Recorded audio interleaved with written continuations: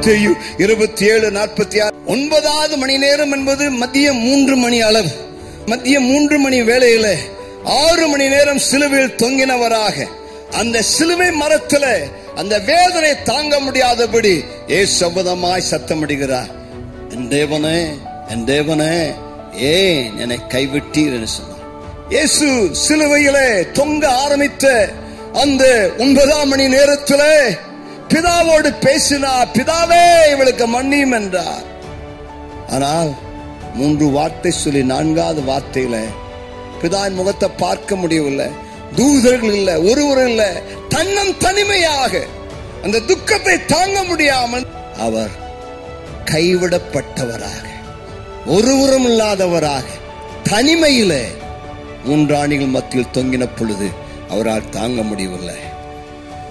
ஆகவே தான் இயேசு இன்று உன்னை பார்த்து சொல்லுகிறார், நான் உன்னை விட்டு விலகுவதும் இல்லை, நான் உன்னை கைவிடுவதும் இல்லை. நீ துன்பத்தின் நடுவே நடந்தாலும், ஆளியின் நடுவே சென்றாலும், அக்னி நடுவே நடந்தாலும் நான் உன்னை கைவிடுவதே இல்லை. கர்த்தருக்கு மகிமை உண்டாவதாக.